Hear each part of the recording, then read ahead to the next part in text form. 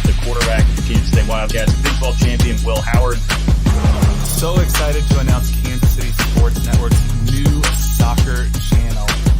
They're taking advantage of a look that they utilized earlier in the game to show the jet sweep motion. It's a live edition of the KC Laboratory presented by Emprise. You kind of root for guys to have those moments, and that was certainly a big moment. Welcome into Mizzou. That's really your podcast from Missouri Athletics here on KC Sports Network. Welcome, everybody, to the Border War podcast. Welcome back. Another episode of Ain't No Season podcast.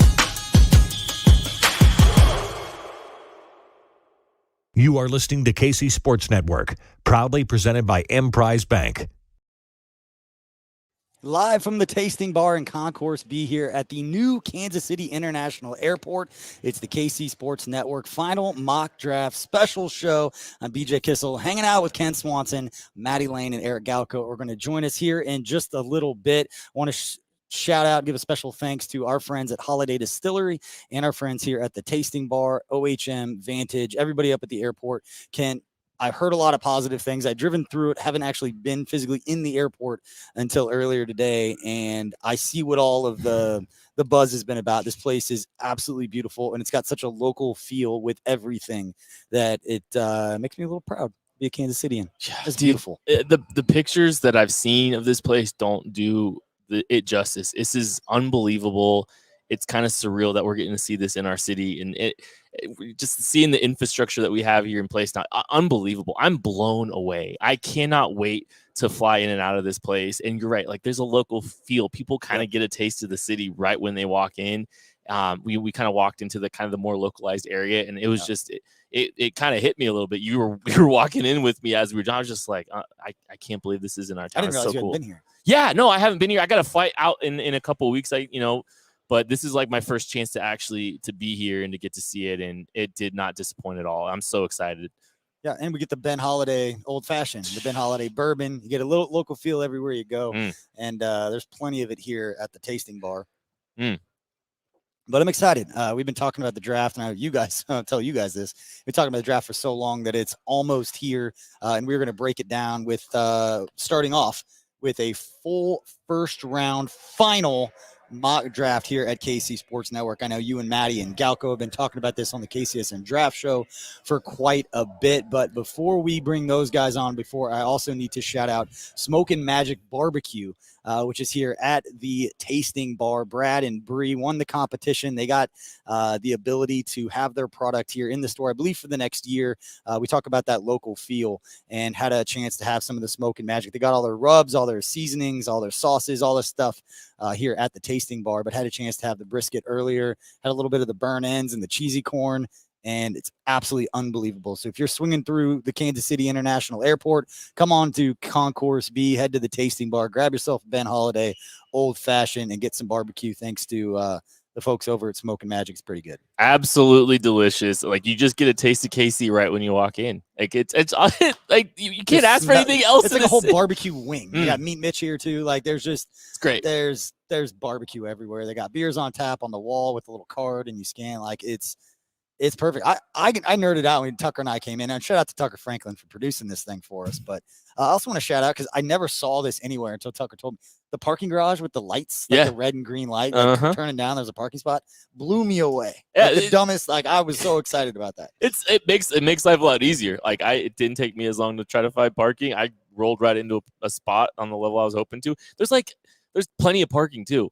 Yeah. There's plenty of it. Like you're not gonna have a hard time finding parking. I don't think. I'm gonna make fun of myself here a little bit before I bring these guys on, but the bathroom confused me completely. I was walking in with like 4 women. I was like, I think I'm going to the wrong bathroom. It's like everybody's invited. I paused for a second. It's just stalls everywhere. If you've been to the airport, you know what I'm talking about. If not, you'll understand when you get here. It just made me pause because there's like 3 women who kind of looked at me, and I was like, I don't know where to. There was no sign. Sorry. Anyway. Let's get into the mock draft. Let's get into this. That's why the people are here. Let's bring on Mr. Eric Galko, the executive director of the East-West Shrine Bowl, and Mr. Maddie Lane, 1/3 of the KC Laboratory. We'll bring those guys on. What's going on, Mr. Maddie Lane? What's going on, guys? I enjoyed the airport talk. I'm excited to come check it out. I've come in on Thursday. So we're going to check out the new airport, see if I can figure out the bathrooms and the barbecue wing of the airport situation, I guess. I can't wait for you to get in, buddy, because we got a lot. We're going to be celebrating. We're going to be hanging out all week, and we've got a lot to cover here. But, man, it's just crazy that we're getting to this point. We're doing our final round one mock. And it's just it's just surreal, man. I can't believe it's already here. The fun starts. And we're going to start here with a little bit of a round one mock draft here.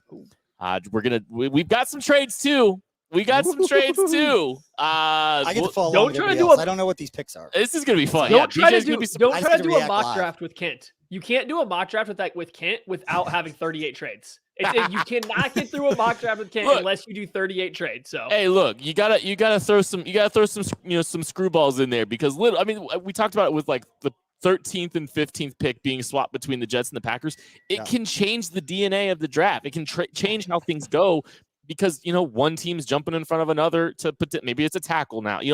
A lot can change. You just root for straight chaos at this point. Of course. You just want every hell to break loose all over the place. I want Emmanuel Forbes to get drafted twice.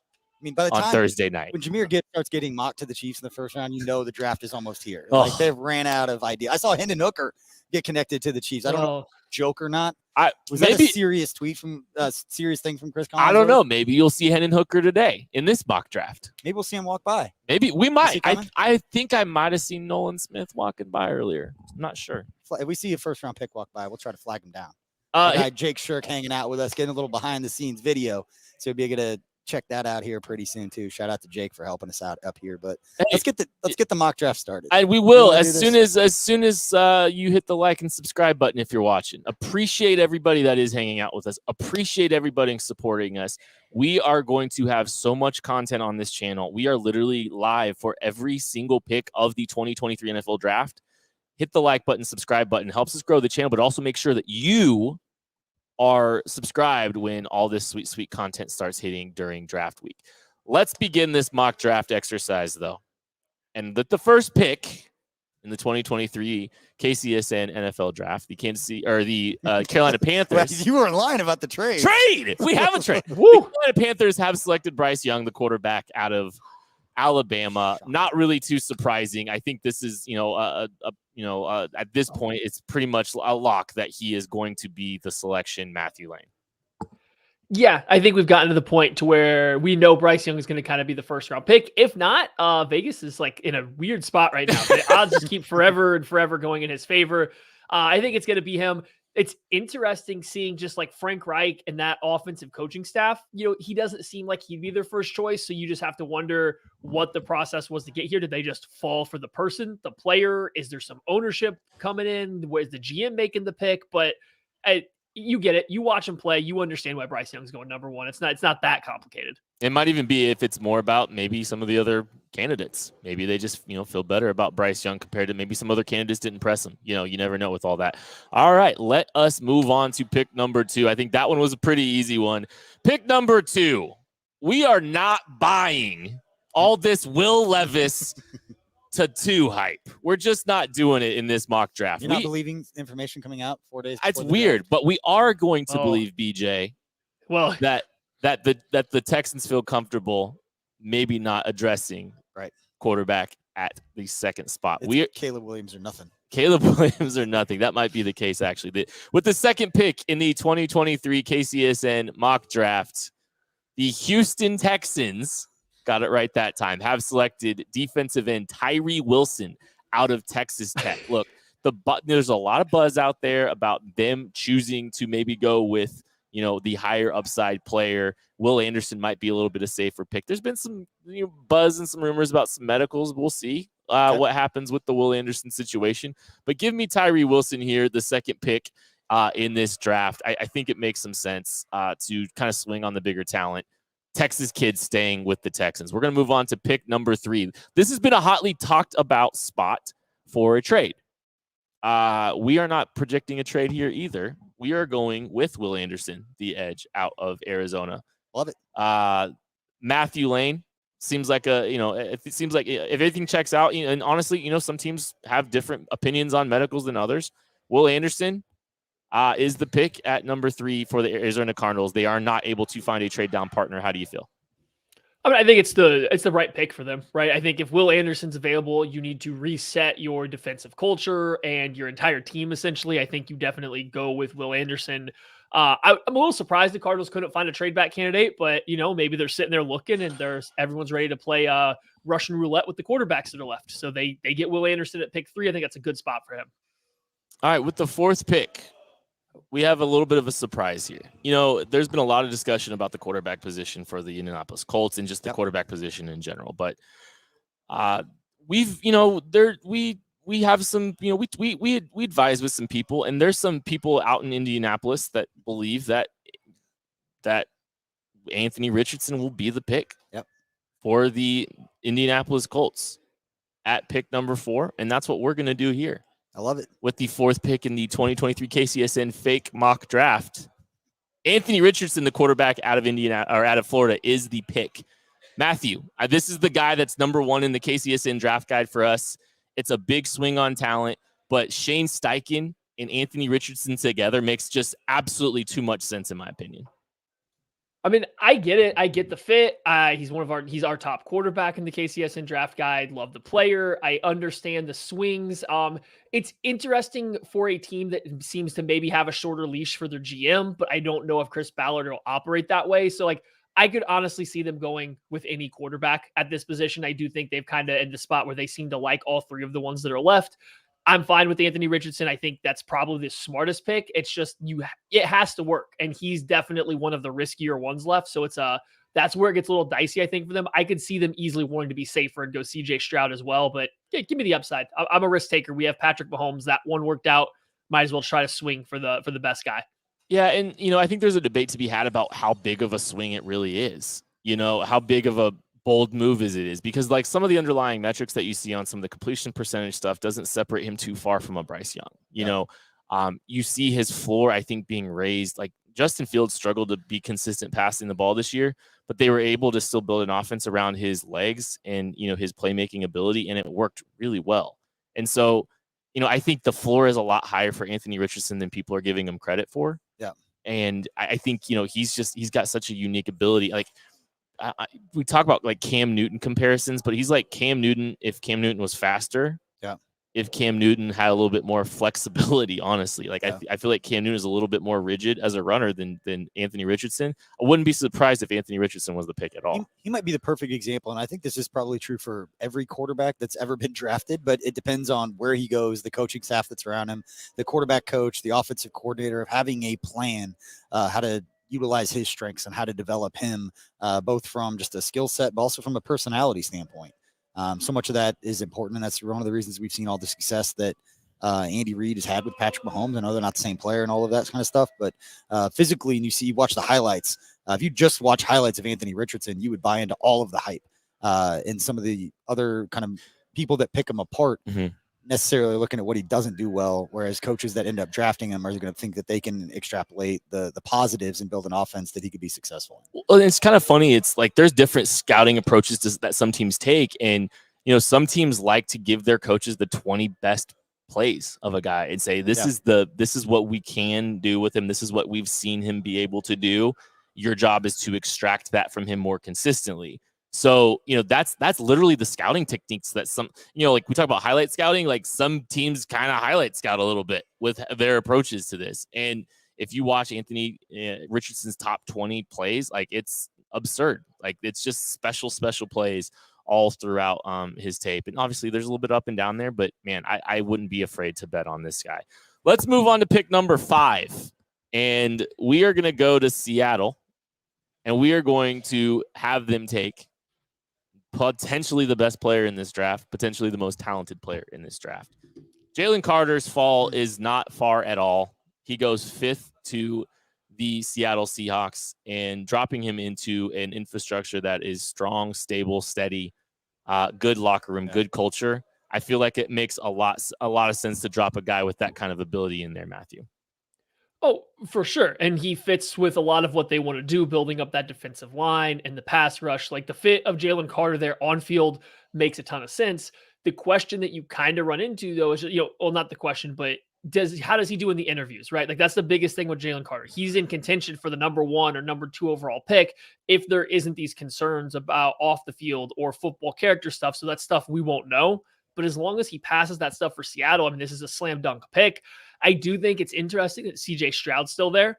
You want to find a quarterback that maybe shares some similar skill sets to a Geno Smith that could probably be dropped into that same offensive system. CJ Stroud here would make a lot of sense as well if they didn't want to just settle with Geno Smith. So that's a big decision. Do you want the quarterback that's sliding a little bit, potentially because of some off-field interview, intelligence testing questions, or do you want the defensive tackle that has all the talent in the world but has some similar issues going on off the field as well? And either way, it sounds Seattle's a team that will take swings on guys like that. It's just getting the talent in the building. It's just interesting which direction they decide to go. And Geno got that contract extension too. I just looked it up. He got the 3 years. He got $40 million. Not that they couldn't take a young quarterback and still bring him in, but I like the Jalen Carter pick. I think that's a good spot. And I think, was it reported that he didn't take any visits outside of the top 10? Yeah, no, he's not even gonna entertain the idea that a team might want to trade up for him. It's just these 10. He set the floor. It's the same amount of money. I'm just kidding. Hit the like button, hit the subscribe button if you are watching. Appreciate everybody that is hanging out for our live 1-round mock draft. We are going through it right now. We have just taken Jalen Carter with the 5th pick in this draft. If you go and look at some betting odds, maybe you're a gambling person, you'll see cornerback and Detroit Lions tied very closely together. And you will see they're some of the highest odds, the highest odds. The name is Devin Witherspoon that keeps coming up a lot with the Detroit Lions. And we are going to give Devin Witherspoon to the Detroit Lions with the 6th pick in the draft. It's high football character, like some of the highest football character in this entire class, Matt. Physical cover corner, comes up and likes to hit guys. He'll also can play any kind of coverage you want. Like he's the perfect cornerback for the Lions and Dan Campbell coach team. Like I think this pick is not a lock, but it's like one of the ones that makes the most sense that I think a lot of people are in on. So this one, I'd almost be more surprised if it wasn't Devin Witherspoon. Mm-hmm. Yeah, and it seems like cornerback is really strongly where they're heading. And Devin Witherspoon's eaten a kneecap or two. Like that's definitive. Like he definitely has. Pick number 7. There's a little bit of chaos. I'll give you my theory, Beach. I think CJ Stroud was the pick until a couple of weeks ago. So I think CJ Stroud was the quarterback pick until he wasn't a week and a half ago. So my thought is chaos has ensued. You've seen people maybe feeding off the chaos, throwing some Will Levis stuff out there. CJ Stroud, where he goes, I think it's all over the place because like this whole board for a lot of teams is just all over the place. Like I don't think you're going to find really strong consensus amongst a bunch of teams, which is why it's going to be so much fun this week. CJ Stroud's fall stops here with the Las Vegas Raiders, who I'm not convinced we're going to be going quarterback until things started kind of getting a little bit more chaotic. We're giving CJ Stroud to the Las Vegas Raiders. Wow. Once considered a number 1 slam dunk pick, heavy favorite. Slides a little bit, doesn't slide too far. I think it could be a good situation for him in Las Vegas, Matty.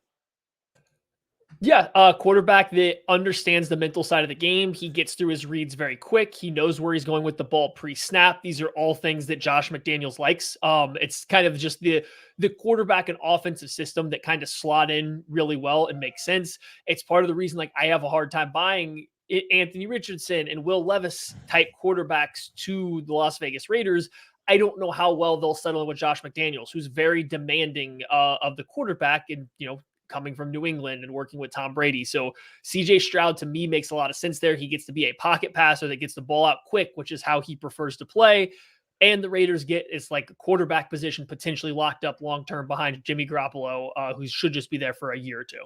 Yeah, 100% agree. I think this is a fantastic situation for CJ Stroud. It is structurally great for him. That's a structurally great offense for him to fit into. I think the Raiders will be thrilled if CJ Stroud is available to them at pick 7. Maddie, you made fun of me for all these trades. Okay, I'm trying to be a little bit realistic. There's going to be some trades that happen. And yes, there's some Bijan Robinson to the Atlanta Falcons at 8 talk. But what if they're connected to Bijan Robinson and aren't taking him at 8, but maybe they're moving back a little bit and getting him? And let's say that, we've subscribed to this theory that the Houston Texans are going to take the best player available on their board at 2, and maybe they'll take a quarterback later in the draft. We have them doing it here. They're moving up to 8. The Houston Texans move up to 8, and they take quarterback Will Levis out of Kentucky, making it 4 quarterbacks in the first 8 picks. Will Levis is the pick to the Houston Texans. They get another quarterback. They get a quarterback. They get Tyree Wilson. They get 2 studs on both sides of the football. How do you feel if you're a Texans fan and this is the scenario? I mean, you probably can't be upset. You get a quarterback that deserves to go in the top 10, and you get him by trading back into the top 10 when you have the 2 picks there. Like, I think the Will Levis dislike has come too far. Like, if you take him into any other year, he's your high upside raw quarterback prospect. How early? Yeah, how early does he go last year? Like, he's the first 5? quarterback off the board for sure. Yeah, top 5, for sure. top he's 3. It's just this year we compare him to Anthony Richardson, and that's just kind of not fair because he just happened to be coming out at the same time. He's not perfect. There's plenty of bust factor here, but he's still a good high upside quarterback prospect. We'll see how he fits in with the Texans and what they like to do, but I think his demeanor, his physicality, and his toughness kind of fits in with what I think that team wants to become. He kind of played with a Shanny disciple, kind of like a Shanny tree under center boot action stuff. His first year at Kentucky. Last year was a little bit more tricky. This year, not so great, but he's got some experience within that offense. There's the Liam Cohen connection there. I like the pick here for the Houston Texans at 8. All right, so the Bears moved back, obviously, month and a half, 2 months ago. They moved back all the way to 9. They secured a war chest of picks and also DJ Moore, decent football player. They did very well for themselves. They have a very big need here along the offensive line, and basically you could say near any position along the offensive line. We're going to give at pick 9, the Chicago Bears were giving him Paris Johnson, the tackle out of the Ohio State University. I think that's a slam dunk pick. I think that's it might be the pick, one of the picks they're most excited about to make, honestly, Maddie. Yeah, he's played left tackle this past year, but he's also played right guard for Ohio State. So I think the thought process has to be he can potentially play right tackle as well. So he's not played it yet, at least at the college level, but he's played on both sides of the line. You think that he can play right tackle because I think they're happy with Braxton Jones at left. So he kind of gives you that versatility. And I think that's why you would move Paris Johnson up ahead of some other left tackle onlys like a Broderick Jones or something, just because you like that versatility. It'd be interesting to see if they were deciding between Paris Johnson here and Peter Skoronski, which one they'd prefer. Because Johnson's clearly going to be an offensive tackle. You just don't know which side. Skoronski has that guard potential. So if they feel less certain about their interior offensive line as well, I could also see them trending that direction too. Yeah, and he could still play right tackle if you wanted him to, like Skoronski, that is. But I think the upside, athleticism, talent, ceiling is extremely high for Paris Johnson. I would get them wanting to make that swing there. And anybody that has followed the Bears knows that fixing the offensive line is going to be one of the things that Ryan Poles and company were going to be in charge of. And getting the way that you guys are describing Paris Johnson seems like a very low risk move that you draft him there. He might not play left tackle, right tackle, wherever he is. He's going to be playing along the offensive line and give Justin Fields an adequate chance to see if you have something there before they have to make a decision on whether or not they need to do something else under center going forward after this next year or two. Thanks, everybody, hanging out with us. Hit that like button, please. Hit that subscribe button, please, if you have a chance. We appreciate it. Supports us, all that stuff. So, yeah, we've part of the way through the first mock draft, but right now we're going to take a quick break, and we'll be right back after this. Thanks for listening to KC Sports Network. Make sure you download our new app. Find it on the App Store or Google Play. Just search KC Sports Network. Kansas City, the NFL draft is here. It is draft week in Kansas City, and what a time it is for our city.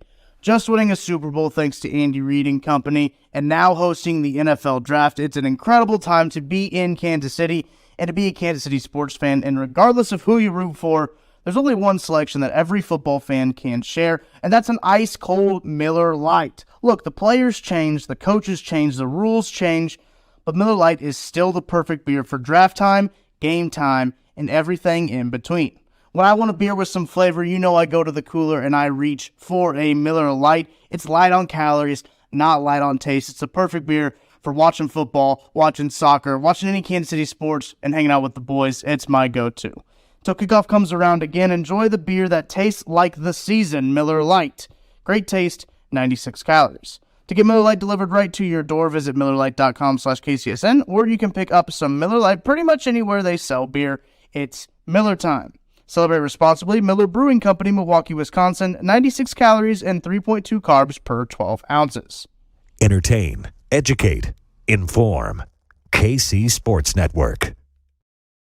All right, welcome back to the Tasting Bar here in Concourse B inside the new Kansas City International Airport. Appreciate you for hanging out with us here at KC Sports Network. Make sure to hit that like and subscribe. All right, Kent, let's pick right back up. Where were we on the first round final mock draft from us here at KCSN? We are at the Philadelphia Eagles sitting at pick 10. A lot of people think they might be a trade back candidate, but honestly, if Christian Gonzalez, the cornerback out of Oregon, sitting there, it's going to be really hard for them to turn that down, Matthew. I mean, the value with Christian Gonzalez, the top cornerback that a lot of people have in this draft, still sitting on the board there at 10. Like, I get it. The Eagles they brought back a bunch of their veteran corners. They got them all back, but they were all flirting with leaving the team. Getting some youth in that building is going to be hard to pass up. I do think that that front office there, they're very intent on going to get best players available. They like to draft talent, and Christian Gonzalez is easily top 10 talent. This weird domino effect of the Texans taking Tyree Wilson and the quarterback shuffle and trade ups has kind of oddly left what a lot of people see as a top 5 pick all the way down here at pick 10. Yeah, he's got all these elite measurables, and like I think that's going to really intrigue a lot of players or a lot of teams. But like the tape's very, very good as well. Yeah, and I think and not the tape that we have access to. We don't have a lot of highlights of Christian Gonzalez for people watching on the YouTube channel right now, saying, "Wow, they're talking really highly on this guy, but not a lot of highlights." Well, let's just move on. The Pac-12 situation. We can move on to the next. We could just move on to the next pick, and I'll take this one. The Tennessee Titans. We're starting the wide receiver run early. We're making it a little harder on ourselves because we all want a wide receiver here at KC Sports Network. Well, I'm not going to speak for you, but the lab. We're not going to get the player that I want, so I'm not worried about it. Oh, we'll talk about that, I guess, later. But when it comes up, I'll be like, that was the guy. Jackson Smith-Njigba starts the wide receiver run at pick number 11. The Tennessee Titans go receiver. There's been some late buzz about them potentially going at the receiver position. A little bit of a surprise that they're not necessarily maybe going with offensive line, which I think is a safe place to start with Rand Carthon starting there in Tennessee. But Jackson Smith-Njigba, I think, he's an exceptional football player. He's my wide receiver one personally. He's a absolute demon in the slot. We compared him to Cooper Kupp play style in the KCSN draft guide. I think he's just solid, steady. He's not an elite athlete. He's not going to run away from a bunch of people, but I think he's got the best zone feel in this entire class. I think he's got really quality translatable skills as a pass catcher, route runner. Maybe he isn't going to be churning and burning too much, but there's a lot to like. Let's move on to the Atlanta Falcons, who now pick because of their trade with the Houston Texans, who traded up from 8. They moved back to 12. And this is where running back Bijan Robinson does go. So we move back slightly for the Atlanta Falcons. They're strongly connected to the running back position these days. We'll give them Bijan Robinson still, but we're going to give him at pick 12. And nothing's going to surprise me at the running back position, especially with such a chaotic kind of first round that we're kind of anticipating, Maddie. I don't think it's going to be a surprise wherever Bijan Robinson goes, 8, 12, you name it. I mean, I think similar to Will Levis, the dislike for drafting Bijan Robinson's gone too far, right? Like, I get it, not wanting to take him at pick 2 or pick 5, because that's a little too high, especially when you start accounting for the rookie pay scale. But once you kind of get to this point or anywhere later, when you get a running back of this talent level, he's now worth it, right? He comes into the NFL at minimum a top 10 running back in the NFL, like on his first day. And he's only going to go up from there for the next couple of years. You're going to have him at a reasonable price for the next 5 years because of that. He helps in the passing game, the run game, and then he's perfect for that system. Arthur Smith would love nothing more than to get the ball out of Desmond Ridder's hands and just run the ball 800 times. Now they have Bijan Robinson and Tyler Algier to do it. Perfect fit. And we got to dial back the don't take running backs early thing, because there comes a point where the value is clearly there. Yeah, he's a game changer. And I think he's a guy that you definitely, I'm not going to be stunned where he goes, and I think he's a solid double. He's a great pick for whoever winds up getting him, and you just hope all of his runs count. Hopefully, they're meaningful snaps for your football team. I don't know if it's a rebuilding team you want to grab, but the Atlanta Falcons are knocking on the door in a very poor division. All right, so the Green Bay Packers acquired pick 13 as part of the Aaron Rodgers trade just yesterday. They moved from 15 to 13 as part of this deal, but they're still trading back, and they've been looking to trade back a little bit. Some people are saying there's a little bit of buzz that they might be looking to move back a little bit, and we're going to believe in things that you hear on the old interwebs right now. Maybe they do, maybe they don't, but we're going to do it in this scenario, Beej. Mm-hmm. So 4% of the things you hear this time of year are real. We're going to have the Steelers trading up to pick 13 to make sure that they're securing an offensive tackle, and that offensive tackle is Darnell Wright out of Tennessee. Another fun prospect who's, I think, kind of climbed up, the media perception a little bit. There was some consideration at times where he was going to be down there at 31 for the Chiefs, potentially as a target. And he's kind of slowly climbed up the offensive tackle rankings. We have him going before Broderick Jones, which is kind of a surprise. It just surprised me 2 months ago, Maddie. But it makes sense, though, because he's had arguably one of the better runs throughout this draft process, right? He goes to the Senior Bowl and has really good time there. Then he goes to the Combine and puts up good film there. Everybody has had, really nothing but good things to say about him. So he's had such a rise through the process. I think teams see him as like this safe day one starter at right tackle. Broderick Jones, I love him just because you brought him up. He's not as polished as Darnell Wright is right now. So if you need someone to come in and play right away, Darnell Wright makes sense, especially if you're looking for somebody to play on that right side, because I do think he's a lot better at right tackle. He makes a ton of sense. So if you're the Steelers, you're sitting here, you want to get your pick at this offensive tackle that, of a run that might potentially happen at some point in time, then you go up and get your guy. Well, they're jumping ahead of a team at pick 14, which I think they're going to go offensive line, and I think it makes a lot of sense. We're going to go to the 14th pick in this draft. Now, the New England Patriots were, that's the team. I think offensive line is something that you're going to pay attention to with the New England Patriots, a team that has not always cared about measurables, tackle, guard. They've taken some outliers on the offensive line. They're going to grab Peter Skoronski, which is one of the most Patriots picks ever, I think. A guy that can play inside, can play outside.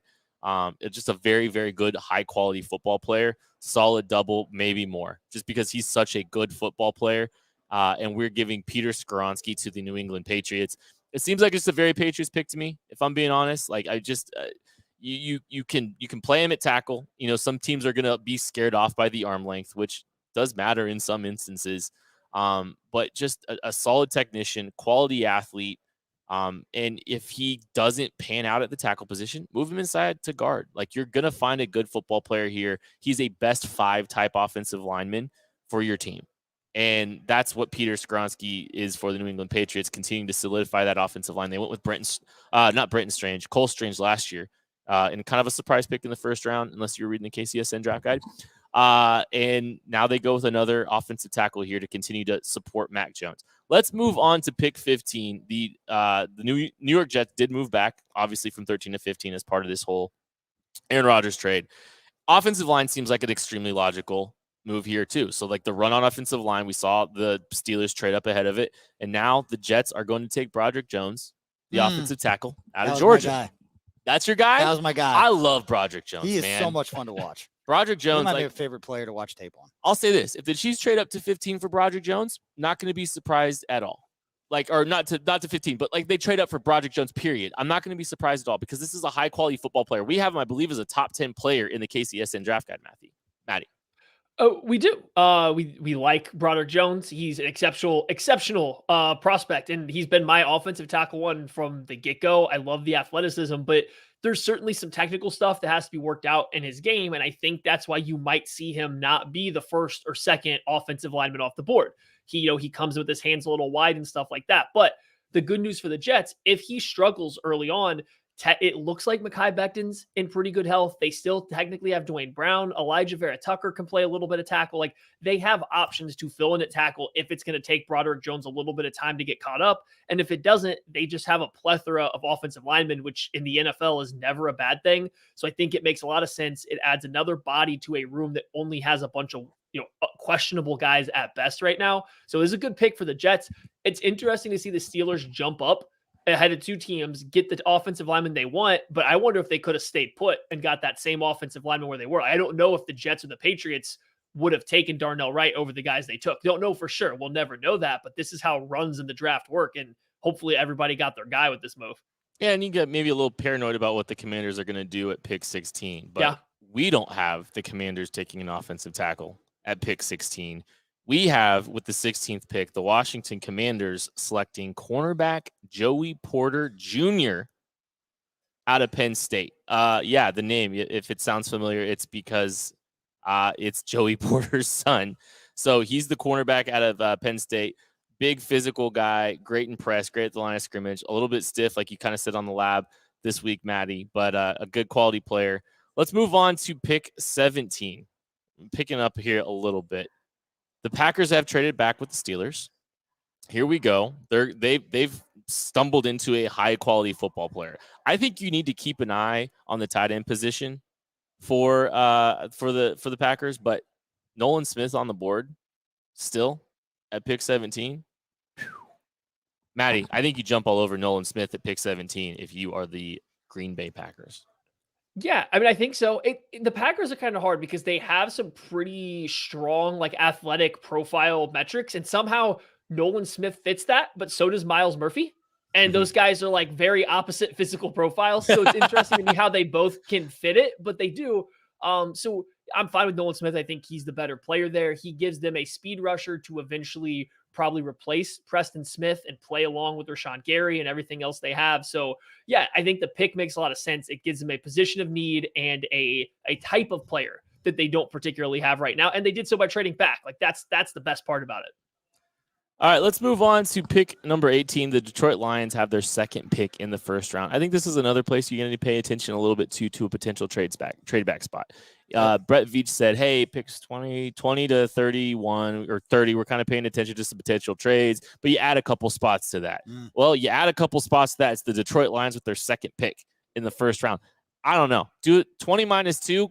Seems like a good spot for the Chiefs to start paying attention to. We don't have them trading up here, but we do have them taking Lucas Van Ness, the edge out of Iowa. Technically hadn't started a game in his collegiate career. The way Iowa does it, super talented, the best player on that defensive line, highest ceiling, didn't get one single start for that team, but you're looking at an exceptional athlete. You're looking at untapped potential. Yeah, maybe first round picks and never start a game. Isn't that great? I love that stat. I love that fact about Lucas Van Ness.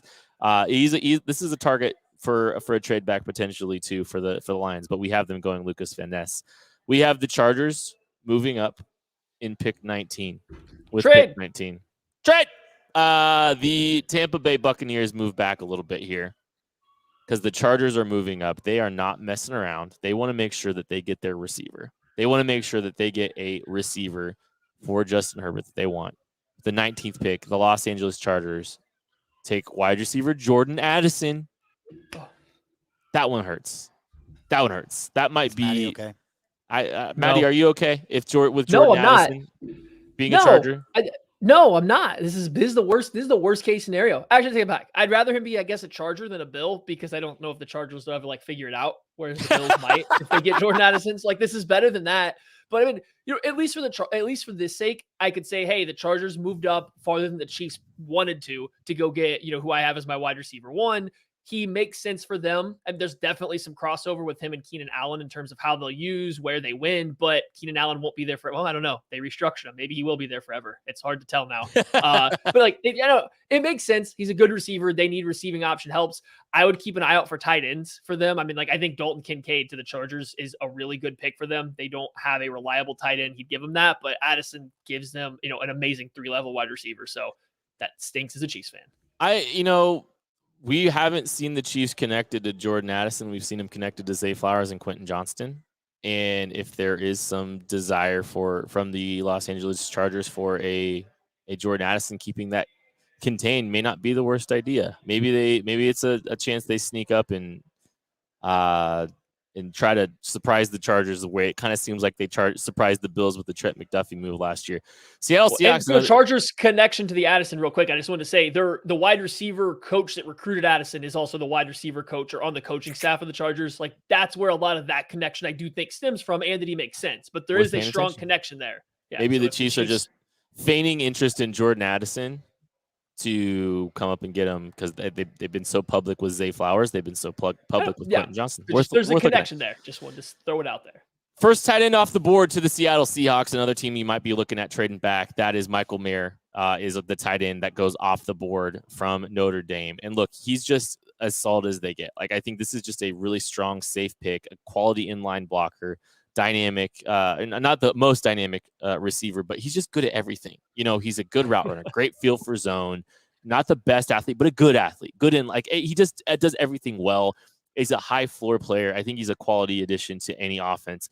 Michael Mayer is the pick at number 20. All right. Right now, we are going to finish up this mock draft for the first round right after this quick break. Thanks for listening to KC Sports Network. Make sure you download our new app. Find it on the App Store or Google Play. Just search KC Sports Network. Entertain, educate, inform. KC Sports Network. All right, welcome back to the Tasting Bar here in Concourse B at the new Kansas City International Airport. We've been waxing poetic on how beautiful the new airport is. And we appreciate everybody at Vantage and OHM and obviously our friends at Holiday Distillery for making all of this happen, having a nice Ben Holiday old fashioned and talking a little NFL draft. I know these guys have been hammering it through the KCSN draft guide. Make sure you go pick that up. You can find the link to that in the description here on YouTube. These guys have been working their tails off on it. They've been talking about the draft. Let's finish up this last first round mock draft for you guys.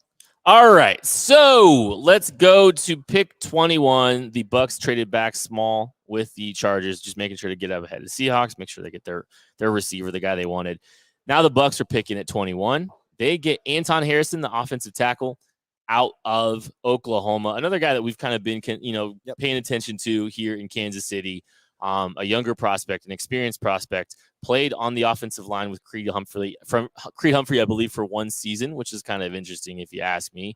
But this is a guy that played on the left side, a little bit of right tackle experience as well.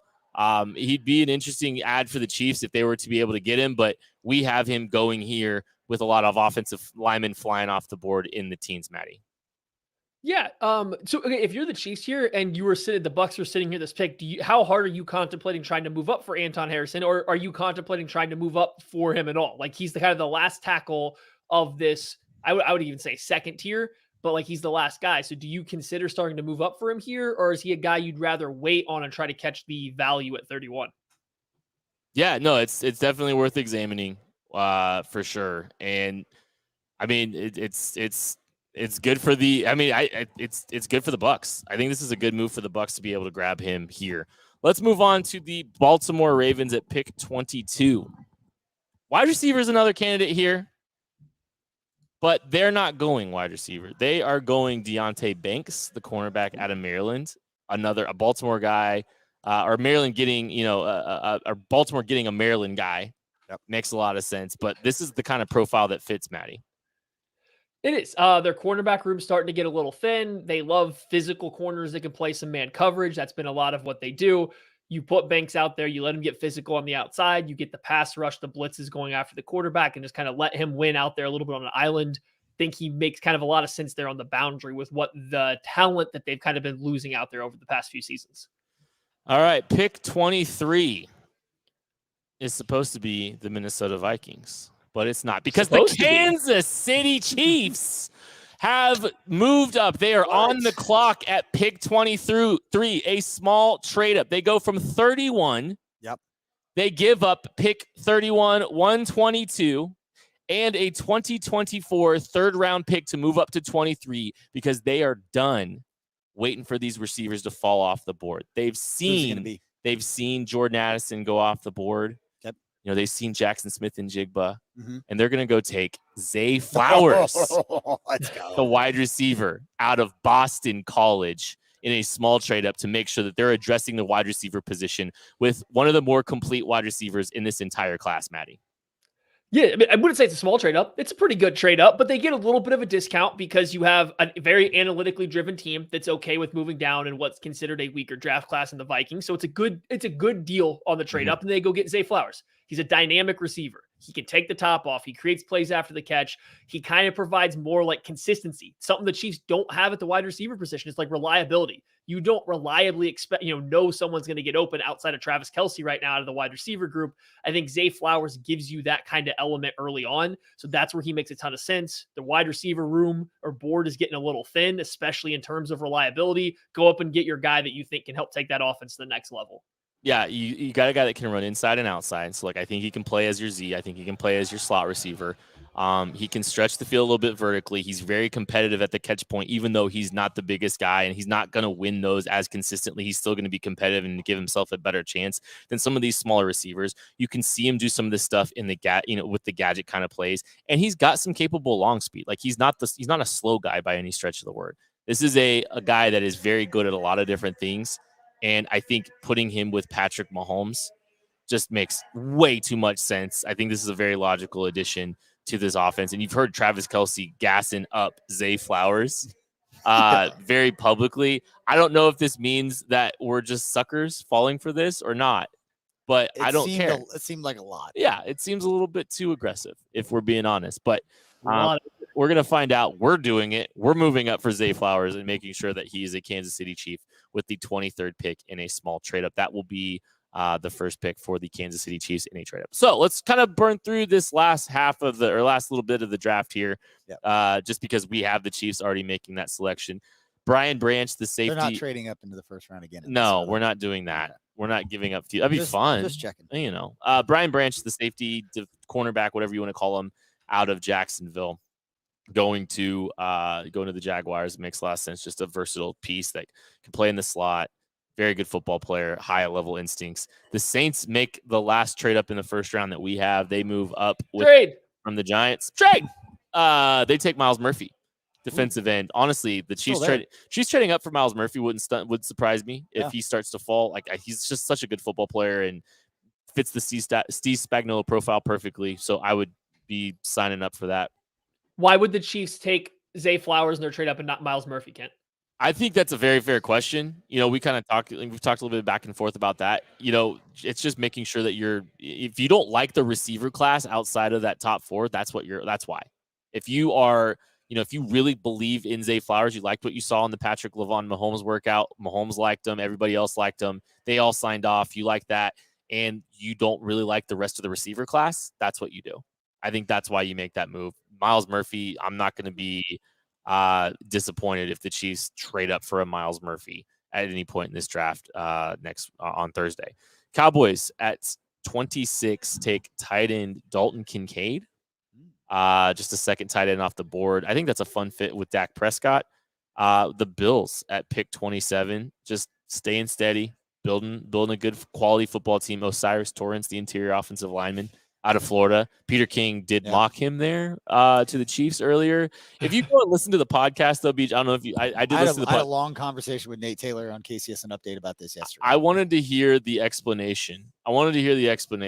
And Peter King did give the explanation, and he basically said, I just was trying to get a name in there.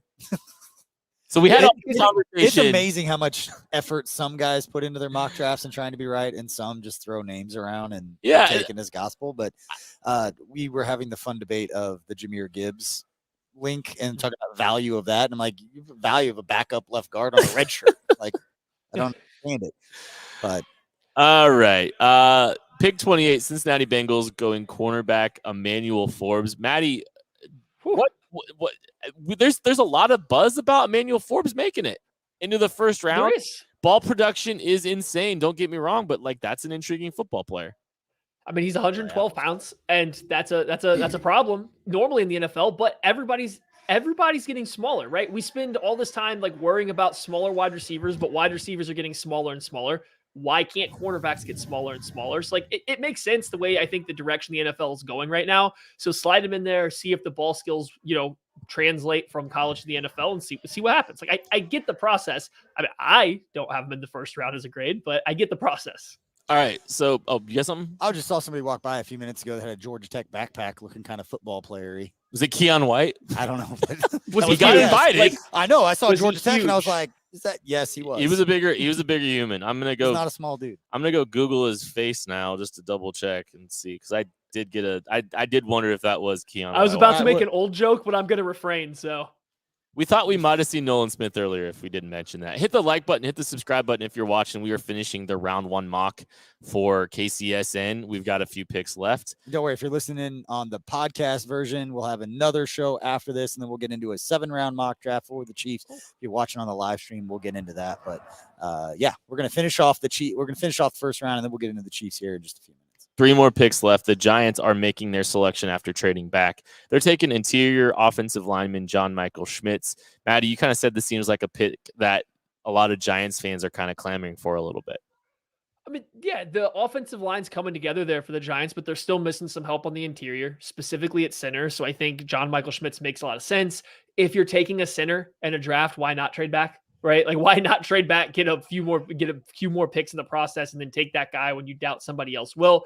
Not a sexy pick for the Giants, I understand, but you're getting better up the middle in a way that is going to protect Daniel Jones because you can run the ball better. Like, I think it makes a lot of sense, even though it's not the most exciting pick, I think, for the Giants fans, probably.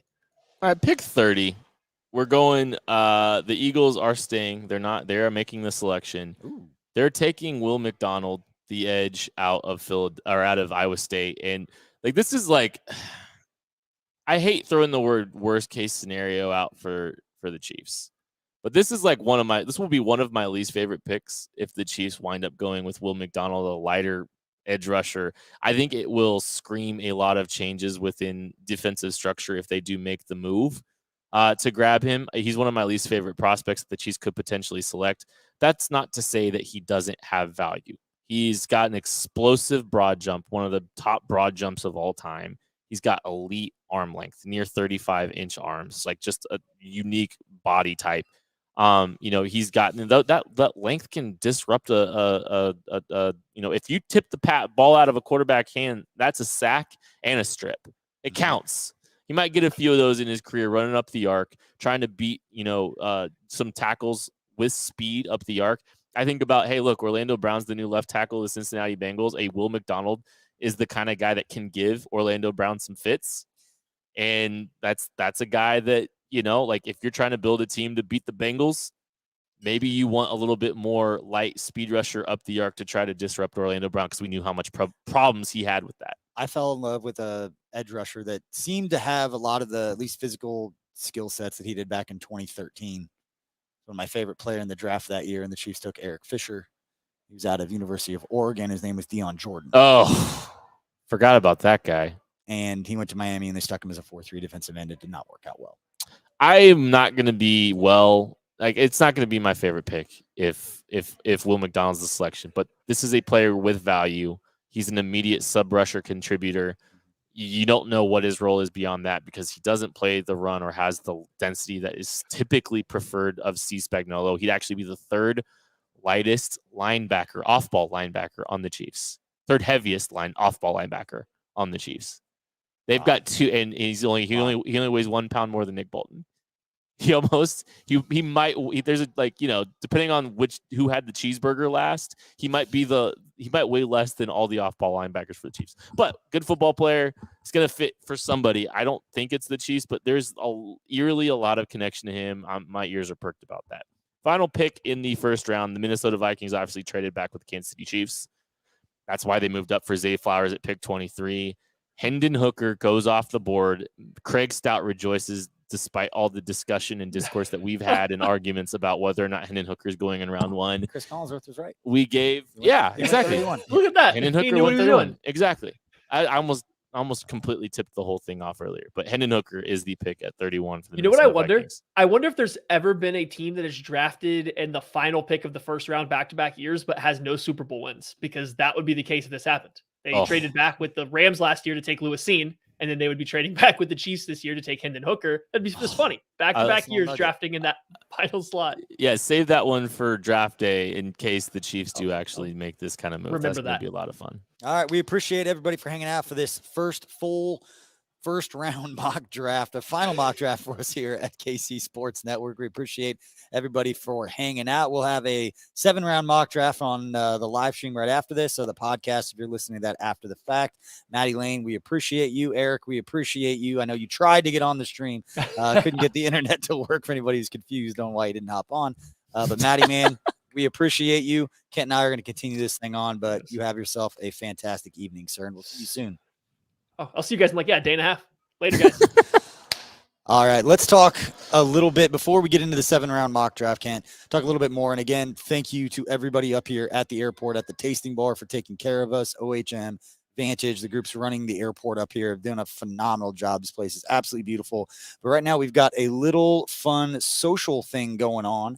And make sure Tucker gets Joel on this right now. But we've got a little trivia we're going to give away. And we, as in OHM and the tasting bar, the airport, had provided these 4 premium tickets to the KC Current game on Sunday. We're going to give those away, and we're going to give them to the first person to reply to the social post going out on Twitter from at KC Sports Network. So I'm going to give people watching live a chance to grab their phones or tablets, computers, whatever. Go to KC Sports Network on Twitter, and we're going to have Joel put the post out right now. And the question that you need to answer and reply to the tweet, so we can DM you if you're the first.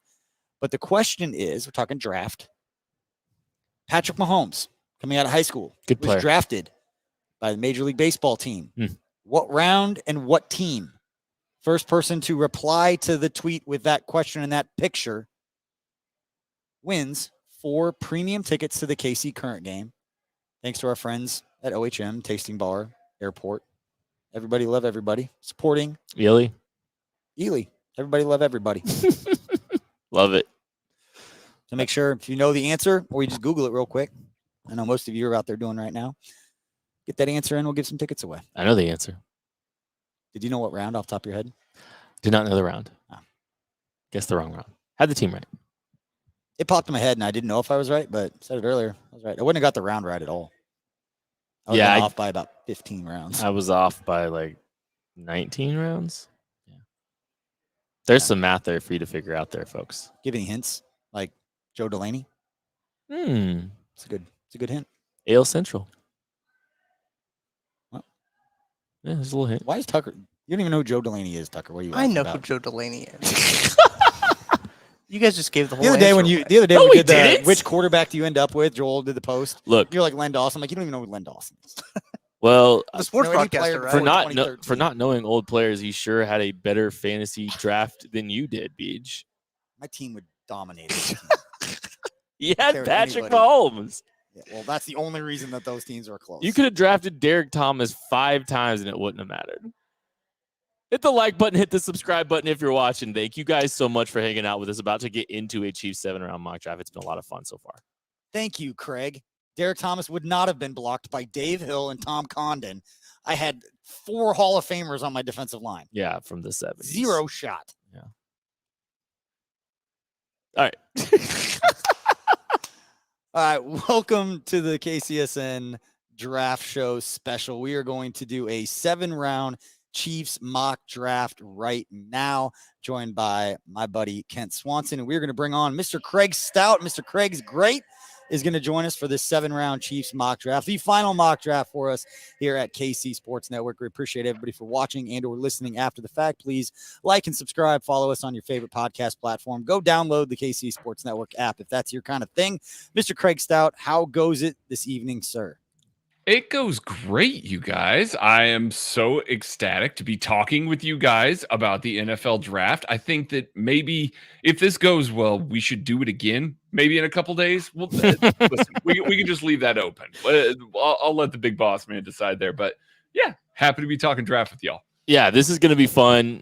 Doing a 7-round Chiefs mock, and you know, this week's always like a lot of fun for us. It's kind of the culmination of all of the work that we've put into it, and you know, with the draft guy, but like just the draft prep in general too. Like we're gonna obsess over 400 players, the Chiefs are going to take 8.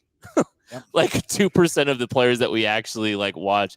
It doesn't matter. This is fun. This is a fun weekend for us. I can't wait to hang out with you, with Maddie, with Beach, with Tuck, and maybe some other people. We'll see who winds up over at the pizza bar on Thursday and No Other Pup on Friday and Saturday. It's going to be so much fun. We will have Miller Lite giveaways. We'll have buckets. We'll have koozies. We'll have coasters.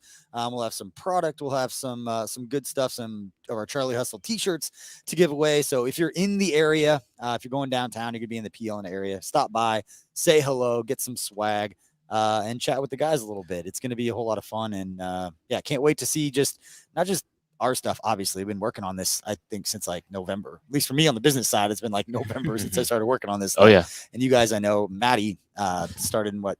Well, it's August, April 25th, May 1. Spring games. Started watching. Yeah, May 1. Started watching guys, and I think we started in October, like in earnest this year. But we're gonna go through this mock draft. This is a lot of fun, and you know we are gonna go off of the round one mock that we just completed. So the Chiefs have traded up to pick 23 to select Zay Flowers, the wide receiver out of Boston College. They used pick 122. They used a future pick to move up, and so that's the draft capital. So the Chiefs will not be picking at 134 in this mock draft, or 122. I'm sorry, in this mock draft, because they have traded away in this scenario. But Craig, Chiefs trade up and using that draft capital for Zay Flowers. How do you feel? I mean, Zay Flowers is a good football player. He is an outlier in this draft. He's a guy that's going to show up. Thanks for listening to KC Sports Network.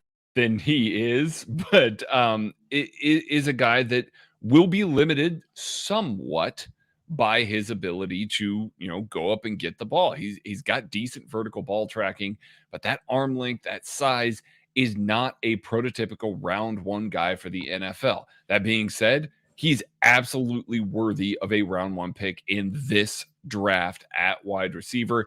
He has a very high floor. He's going to contribute at a ridiculously high level for this Chiefs offense. He's going to be able to line up in the slot, contribute a lot of yak. He's going to be able to get open, against zone, against man. He's going to be able to do it a little bit and give you another guy along with Travis Kelce that can contribute and raise the floor of this room. I think that he would play a lot. High football character.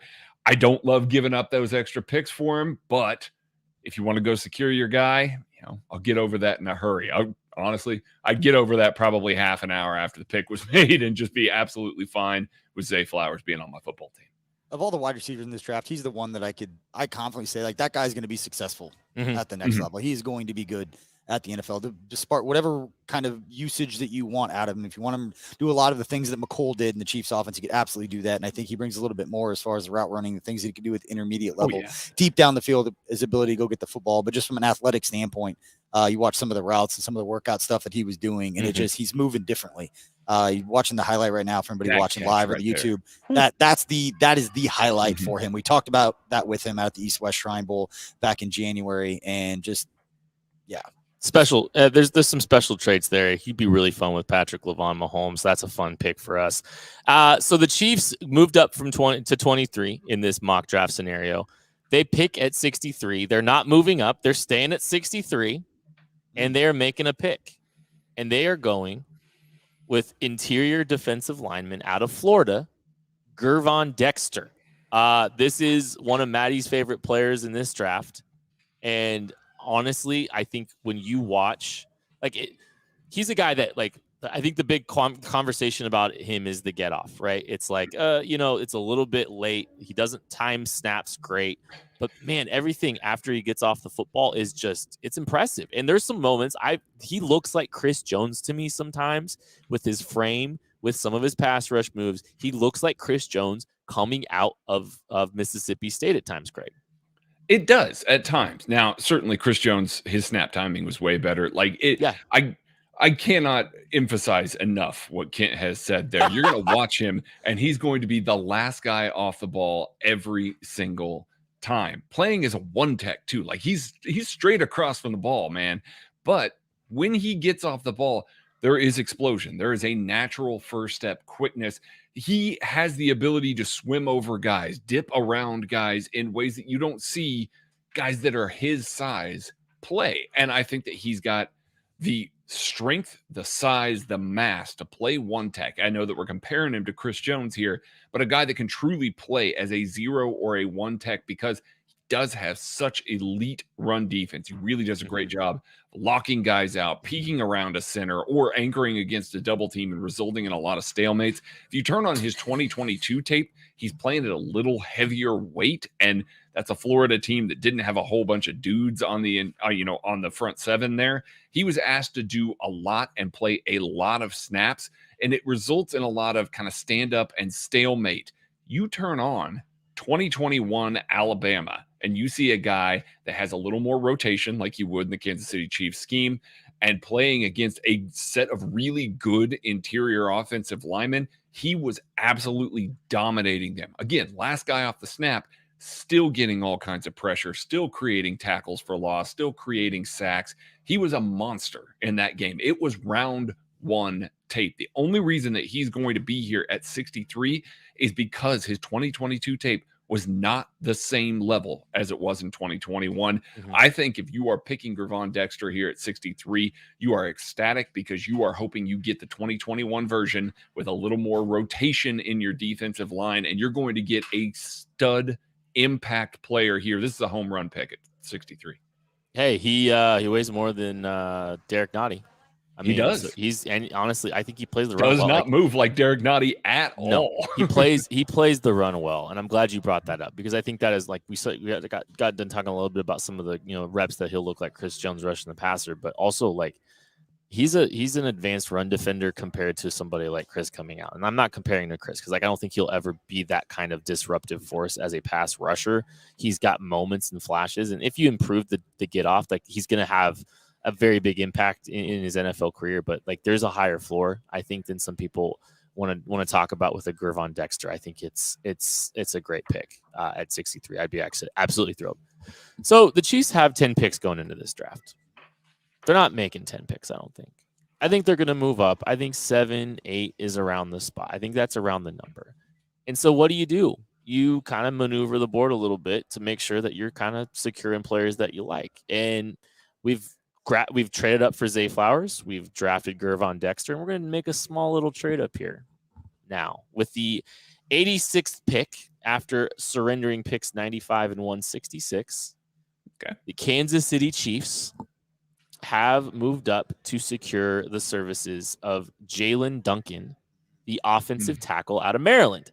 And this is kind of an interesting guy because, I think 2 months ago, we would have been thrilled to have Jalen Duncan at 63. We would have been doing backflips. Would have been excited. And I don't know if our opinions have waned too far, but it does seem like this is a realistic scenario where Jalen Duncan's fallen out of the first 2 rounds of this draft and being available in round 3. And I'll be honest with you, if that's the case, Craig, I'm thrilled to get Jalen Duncan in the 3rd round. I'll trade up for him all day. I mean, when you watch a guy that has this kind of fluidity and movement ability playing out here as the left tackle for Maryland, you get excited about what his potential can be. His foot quickness is great. He is great in open space. You are not going to have to worry about him getting beat up the arc because he does have the lateral agility to shuffle out and make sure that he can control speed rushers. It is fun to watch Jalen Duncan play football. I am a sucker for offensive tackles that have movement ability, and that's him to a T. Now, he doesn't have the most length. Going to be like 33 and 5/8 inch arms. It's more than enough, but not like Andy Reid, super length that he's looking for there. But he also struggles a little bit with some power. You don't have to have Jalen Duncan come in day 1 and be a super contributor here. Put him in there with Andy Heck because he's going to be able to do that inside check, make sure that inside gap is closed, and then kick out with that movement ability. It gives him another toy and another elite mover at offensive tackle. We know the Chiefs have prioritized dudes that could move at offensive tackle in the past, and it's really worked out for him. Jalen Duncan would just be another guy in the line with that. along with Jawan Taylor. That's a very athletic tackle group and gets Andy Reid kind of back to where he was, 3, 4, or 5 years ago. I had a really interesting conversation with Nate Taylor about wherever they draft tackle, unless they're trading up to top 15, they take a Broderick Jones and they trade up to get him. He's going to play at some point right away. But regardless, the tackle they take, it almost seems like they would want Lucas Niang to win that battle. Regardless of when they take a guy, I would fully expect Lucas Niang to take the first team right tackle reps with Jawan Taylor, starting at the left side, whether it's OTAs or at the start of training camp. And then once you get in a couple of weeks, that's when you see the rookies start to mix in, and brings up the question of, you keep Jawan Taylor on moving from one side to the other, and then you have a college kid that comes in that might be a left tackle that all of a sudden you have playing right tackle. If these guys both tackles playing positions that they're not exactly comfortable with, that they haven't been playing for the last few years. But like Jalen, he's one of the tackles that I've been watching. Athletic, love everything about that move, and I think it would be the perfect kind of move to give Lucas Niang a little bit of a push, but also not threaten anything. With knowing that the Chiefs want to give Lucas Niang every opportunity to win that spot. Well, and this is the range that the Chiefs grabbed Lucas Niang. Yeah. Lucas Niang was a late 3rd round pick. Jalen Duncan, a late 3rd round pick. I think Jalen Duncan has the talent to be able to beat Lucas Niang for that job. Yeah. But he might wind up being a best 5 guy too. Like if Lucas Niang pans out, maybe you look at his ability to kick inside the guard. Yeah. And like the Chiefs have no qualms doing that. Yeah. I mean, we've been talking about tackle all offseason. I mean, this is the biggest offseason going into the season of Lucas Niang's career. This is going to make his time. I mean, he opted out the first year, then had the injury, made some starts, has some experience, but this is it for him. He's got to go out there and prove it. And if they take a player in the mid rounds, it doesn't mean anything one way or another because of the versatility with those guys. Yeah. But this is it for him. And normally you see guys either step up or they kind of fizzle out at this point. And that's one of the reasons. And I'm excited to get to training camp, regardless of what they do at tackle, to watch a player like Lucas Niang. Yeah, no, absolutely. And you're rooting for a good problem to have. In this kind of situation, if Lucas Niang can wind up winning that tackle job, it kind of remains to be seen if he's gonna be able to stay healthy. Right. That's been a struggle for him. It seems like there might have been some weight stuff at times too with him. So you got to kind of monitor that. But he looks great now. Hey, look, great now. I keep going back to the Chiefs trusted him with a snap in the 4th quarter late in the Super Bowl. They trusted him enough at the right tackle spot to turn Andrew Wiley into a tackle eligible. That says something. That's telling you something. In a high leverage moment, 3rd down and goal in the red zone, they trusted Lucas Niang to play right tackle for them. I think that says a lot. Let's move on to pick 134. Because the Chiefs moved pick 122 as part of the Zay Flowers trade up that we just had earlier. They're going with edge. They're going defensive end. They're going Yaya Diaby. Out of Louisville. This is like this guy. I mean, but this is a Steve Spagnuolo defensive end if you've ever seen one. And the fun thing is, there's a lot of Steve Spagnuolo defensive ends day 2, day 3 of this draft. Yeah. But this is a big, massive, long, thick, physical edge rusher. Obviously a little stiff, but I think you have to be stiff to play for Steve Spagnuolo. That's okay. This is a guy that is powerful. That's going to play the run extremely well. He's going to give you great effort, outstanding effort. And he's going to get some of those effort sacks that, have kind of become a staple of some of these guys. Yeah, and I think the first thing that pops out with Yaya Diaby, other than his length and power, is his football IQ. And we know that Steve Spagnuolo wants guys that really have good football IQ. I love watching him defend the run. I love the way that he locks out, controls multiple gaps, and is able to set a hard edge. He can kick inside a little bit and control a guard as well and really do well in that Louisville scheme. He is super fun to watch. Tons of positional versatility there, and a ridiculously smart guy with that kind of length and those kind of measurables. I mean, it's great. I think the only thing that he's really lacking is a little bit of creativity in his rush plan. And you're going to put Joe Cullen with him and that kind of length and those kind of smarts. I think that's a guy that picks it up quick. I think that's a guy that gets into the rotation pretty quickly there. And at the very worst, you have a guy that can come in, play on downs 1 and 2 as a base down guy and defend the run pretty well, and then kick it over to the dime that we know guys like Charles Omenihu, guys like George Karlaftis, Chris Jones, defensive end to be named later, whoever it's going to be, Turk Wharton maybe, is going to kick in there in the dime. They've got enough juice as pass rushers there. early down base defensive end guys are what I'm looking for here with a little bit of rush upside. Yaya Diaby in day 3 is exactly that. I'll be honest. I love this draft so far. Absolutely love it so far. Good, because we made it. We hope you all love it out there as well. We appreciate it. We're halfway through, and we're going to finish up right after this quick break. Let us pay some bills. Thanks for listening to KC Sports Network. Make sure you download our new app. Find it on the App Store or Google Play. Just search KC Sports Network. Kansas City, the NFL draft is here. It is draft week in Kansas City, and what a time it is for our city. Just winning a Super Bowl thanks to Andy Reid and company, and now hosting the NFL draft. It's an incredible time to be in Kansas City and to be a Kansas City sports fan, and regardless of who you root for, there's only one selection that every football fan can share, and that's an ice-cold Miller Lite. Look, the players change, the coaches change, the rules change, but Miller Lite is still the perfect beer for draft time, game time, and everything in between.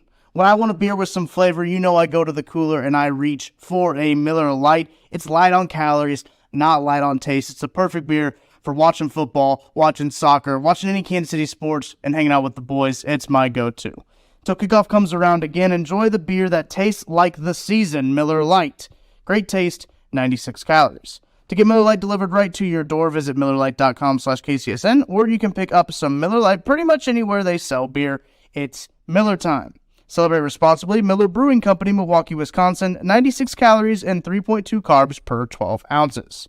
Entertain, educate, inform. KC Sports Network.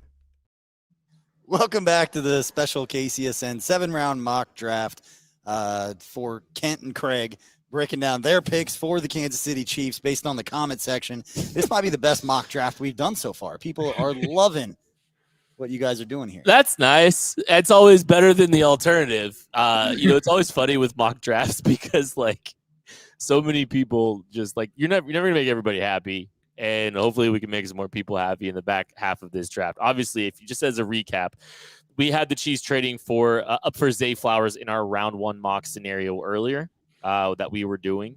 So Zay Flowers, the pick at 23. Pick 63 is Gervin Dexter, the interior defensive lineman out of Florida.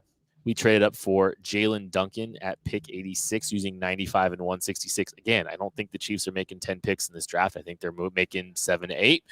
At pick 134 was edge Yaya Diaby out of Louisville. Obviously, pick 166 has been traded. Now we're in the back half of the draft. Before we get to the back half of the draft, I just want to plug this. We haven't talked about this yet. If you are in the Kansas City area and you want to come hang out with us on Sunday, we will be up at Holiday Distillery in Weston, Missouri. It is an open house party. If you are listening to this, you are invited, whether you're watching live on YouTube or you're listening to the podcast after the fact. You can go on our social channels and RSVP so we know about how many people. I think right now there's about 100 people. Oh, wow. That are on there. You can RSVP in the links are in the description of the show here on YouTube, but come hang out. We'll have some former Chiefs players, some legends that will be up there joining us. We'll have drinks. We'll have a food truck. They'll have a live DJ. We'll have recorded our post-draft recap show. And so we'll be done with content. And if you guys can stay awake, have a few old fashions like we are right now, thanks to our friends at Ben Holiday, it'll be a grand old time. Yeah, we're gonna have a lot of fun. It's if you've never been out to Holiday Distillery, it's so beautiful out there. It's so cool. They have unique space out there. It's a lot of fun. And like 170 acres. It's gorgeous. It's awesome. It's such a fun place to be out there. I can't wait to hang out with these guys. We got some friends. I will hug you. That is a fact. I will hug you. If you put Craig in the corner, it's gonna be like the dollar dance, like the dollar hugs. Oh, you don't even do the dollar. Not even the dollar. You just put Craig in the corner. Everybody gets in a line to hug him. That is. Are we allowed to do that? That feels gross. I don't think Craig, you're allowed go to the corner. You gotta hug people. I don't think you're allowed to do that. That feels gross. I don't think that's in the contract. Pick 178. Amend the contract. Pick 178 because this is there's a gap. This is the biggest gap in our mock draft. The Chiefs, I believe, 86 to 134. But 178 is we're going to the tight end. This is a very deep tight end class. I don't think I need to tell you that if you've been paying attention to all the great content that's out there. And we got KCSN Draft Guide, the 7th best tight end that we think in this draft is available late, and I don't think it's out of the realm of possibility the way the buzz is kind of hitting right now. Davis Allen out of Clemson, the tight end there. He's 6'6", 245, so he's not like the densest blocking guy, but he's a capable quality inline blocker, gives great effort, has pretty good technique as a blocker. He's pretty good away from his frame catching the football. And, that's something that you really like. He's an ability to go up and get it. Big catch radius. He's not necessarily going to be the most dynamic route runner. I don't think he's a little bit more linear. He's not quite he's kind of quite the fluid route runner that you're going to see from some of these other guys. But as on a vertical plane, being able to climb the ladder, I think he's an intriguing red zone threat. I think he's a capable blocker. It makes sense to add another tight end into the mix here, Craig. Yeah, it absolutely does. And I think that people are going to look at this tight end class and they're going to turn on some Davis Allen tape and they're going to go, oh, why aren't we talking about yeah, that's not as impressive as some of these other guys, which, I mean, you're going to watch some of the highs of some of these other guys. Davis Allen has a ridiculously high floor. Like, he just does, Michael Mayer, we've talked about it in the first round, a guy that everybody kind of sleeps on a little bit because he just kind of does everything at a really high level. And so people are just like, oh, he doesn't have some of these eye-popping traits.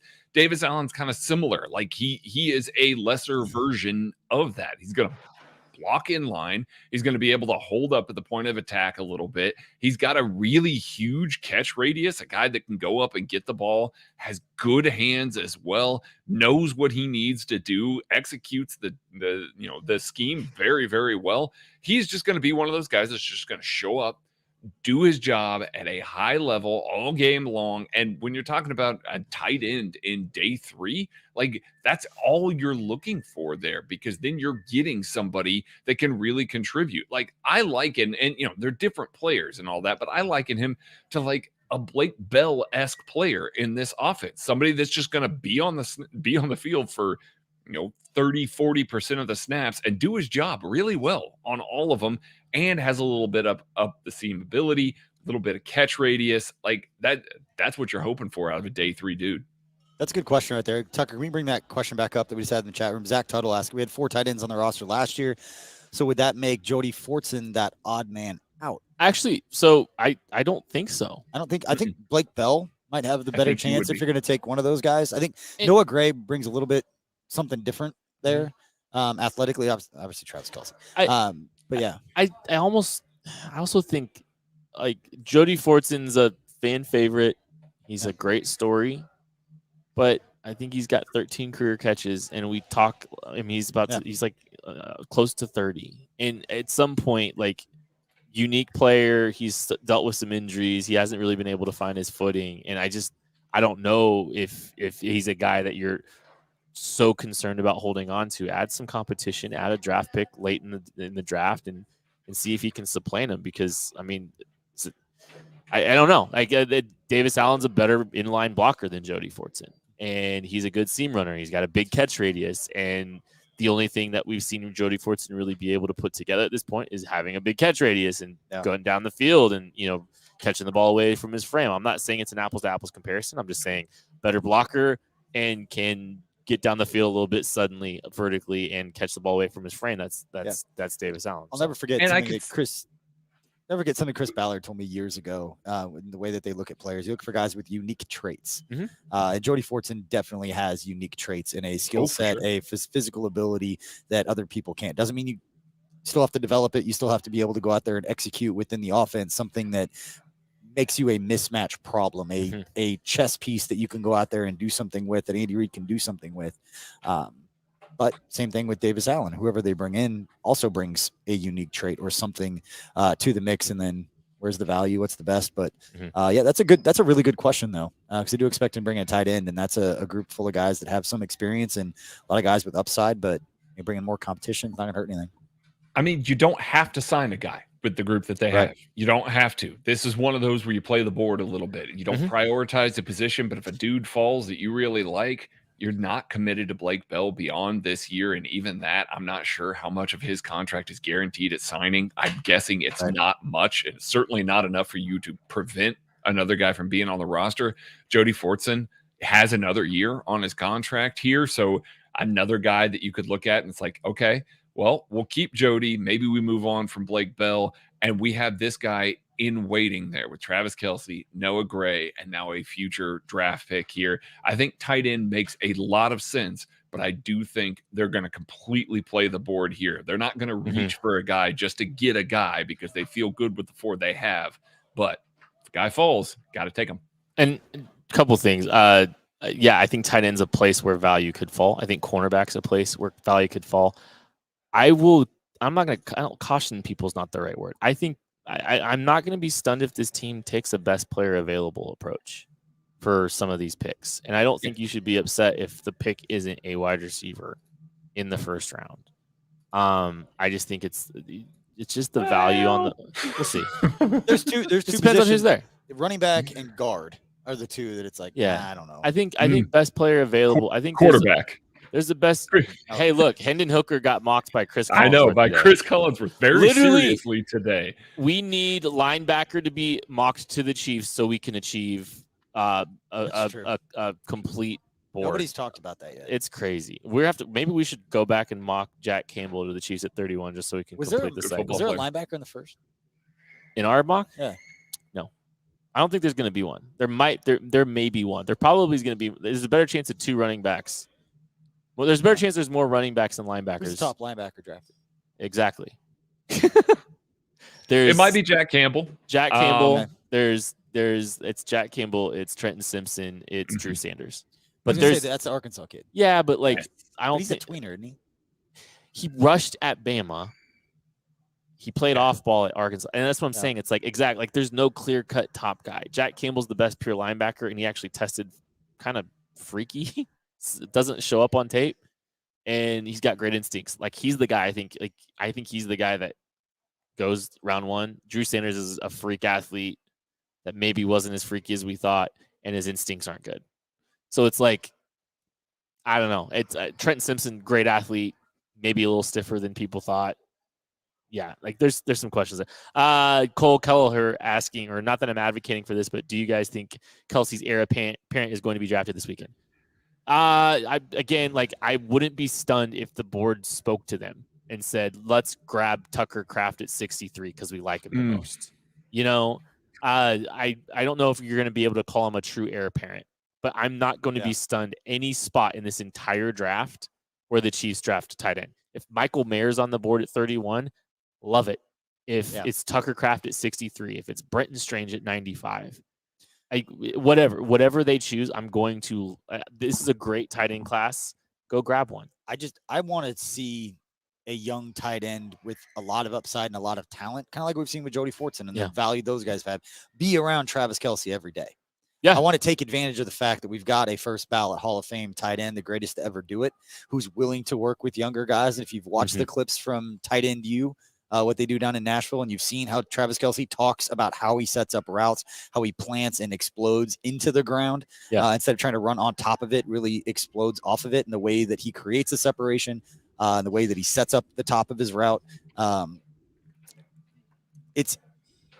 You can't quantify the value that would be for a young player, whether it's a Michael Mayer, whether it's a Dalton Kincaid, a Sam Laporta, a Davis Allen, whoever it is, doesn't matter. Just get them around Travis Kelce and learn the work ethic of what it takes to be as good as Travis Kelce has been, because it doesn't just happen. Like Travis Kelce walked into the league and was this good. He developed this. He worked for this, and didn't have a catch his rookie year. Didn't hurt.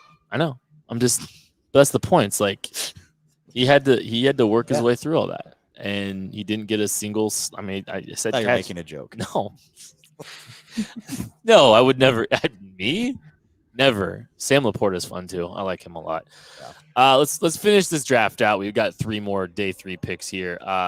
Craig, what's the one thing Andy Reid loves out of his offensive tackles? Length. Well, how about a tackle guard? Probably a guard at the next level with 35-inch arms. Love it. And he does too. Yeah, McClendon Curtis out of Chattanooga is the pick. He's a little bit on the older side. He'll be 24 during his rookie season after the second game of his rookie year. 6'5", 324 pounds, 35-inch arms, has some tackle experience. Probably going to wind up kicking inside the guard. A lot of technical work that needs to be done for him to kind of achieve his full ceiling, but a high-quality football player, has that entry at length, it's a guy that's probably going to appeal to Andy Reid in the back end of the draft in round probably 6-7. That range is probably where you're going to see McClendon Curtis off the board. He is off the board here for the Kansas City Chiefs. Pick 249. We are going to move on and grab a running back. Yeah. So talking to Eric Galko, the director of the East-West Shrine Bowl, it's been so much fun. If you guys have not listened to the draft shows with Galko, go back and listen to them. There might be nuggets that are worth paying attention to. A lot of them. There might be some nuggets. If you've been paying attention to that show, you've probably learned a few things that aren't going to surprise you on draft weekend. It's been a lot of fun. So make sure you're checking those shows out with him, myself, and Maddie. He's been giving great insight and talking about a lot of guys. One of the things he talked about with the running back position is Mo Ibrahim out of Minnesota is a guy that they're getting a lot of feedback in the NFL about his ability to be a quality pass protector, a good outlet out of the backfield. Maybe didn't have a ton of catches at Minnesota, but if you're looking for a Darrell the Barrel Williams type outlet type player with the chops to be a good pass protector and do the dirty work, Mo Ibrahim's that kind of guy. So in round 7 with pick 249, we are adding Mo Ibrahim out of Minnesota to the Kansas City Chiefs. So yeah. You got some on him? I got a little bit on Mo Ibrahim. Okay. A guy with a little bit of injury history, but I really like his vision, especially between the tackles. I think he's very patient, but when he sees the gap open, he hits it and doesn't have elite speed. You're not going to ever confuse him with like Damian Williams by any means, maybe not even Jerick McKinnon, but certainly a guy that kind of does all the little things right. We've talked about a lot of players in this draft. This is very much a Brett Veach hitting, kind of doubles, sort of deal there where you're getting a lot of guys with high football character, high football IQ are going to be able to step in and learn complex schemes for Andy Reid and, Brett or Steve Spagnuolo pretty quickly there. Mo Ibrahim is that kind of player. He's just going to show up. He's going to do his business. He's going to be a great complement to Isaiah Pacheco, a guy that can pass protect a little bit, gives you another option. I think that this is the type of guy that might keep a Jerick McKinnon out of the room if he was added to it and they were very comfortable with him, kind of taking over some of those third down back duties. I think maybe that's why the Chiefs haven't signed Jerick McKinnon back already, waiting to see if a player like this can fall to them at the picks that they're picking. If this guy is there, I can see him being a guy that they trusted. Brett Veach has very much trusted day 3 running backs in recent history here. So why not give another guy a shot that can complement Isaiah Pacheco? It's not Deuce Vaughn, but I'll take it. Hey, I'll take it. 2 hours. Hey, 2 hours with the Chiefs. 2 hours with the Chiefs. That's not nothing. That's not nothing. That's not nothing. You and I had a nice long chat. Yes, we did. About Deuce Vaughn when I stirred up social media. Yes, on that day. yes, But we are going to take one final break before we wrap up this show. Appreciate everybody for hanging out. And I invite you, please stay and watch this video for those watching live, because this is something that means a lot to us individually. And I'm going to throw to the video. We're going to react to it afterwards. But here's Ebony Reed, Therese Paylor's fiance, talking about the scholarship that we are raising money for right now through the KCSN Foundation.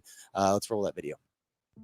My name is Ebony Reed. Therese Paylor was my longtime partner, fiance, and we had planned to marry before he passed away in 2021. He cared deeply about education. He was really passionate about this whole issue around student loans and how it impacts people's ability to move up in the economic strata in our country. And so we had conversations at home about someday he wanted a scholarship in his name. When people make a contribution to the Power Mizzou Journalism Alumni Scholarship, the development department, every time someone makes a contribution, they send me a monthly list and say, these are the people who've contributed, so that I have the opportunity as a representative, as one of Therese's loved ones, to send a note to people to thank them. So people get a personal note from me on top of what they get from the university. And sometimes people put special notes when they make their contribution. And recently there was a note that came from a dad from Texas. And he has a son that will go to Mizzou in the fall to study broadcast journalism. And in his note, he said, my son received a scholarship that waived out-of-state tuition. And that means so much to our family that we had to give back and support the Power Mizzou Journalism Alumni Scholarship in memory of Therese Paylor, because we read about him and we know who he is. And when I got the note from the development department, I said to them, 20 years ago, young Ebony was a student at the Missouri School of Journalism, and I had a scholarship that waived my out-of-state tuition. So when I write this dad back, I'll be sure to tell him that.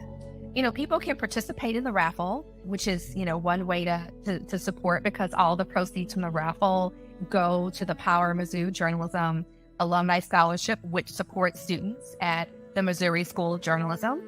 People can support by also picking up some of the new gear, and they can also directly make contributions to the Power Mizzou Scholarship online.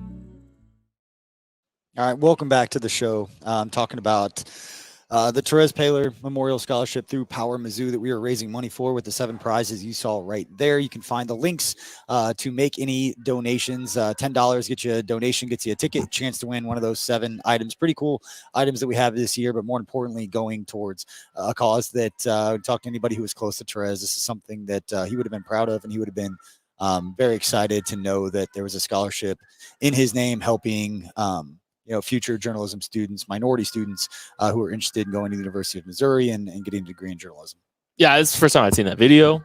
Wish you hadn't sprung that on me a little bit. Sorry, buddy. No, it's okay. It's really cool to see his impact in the.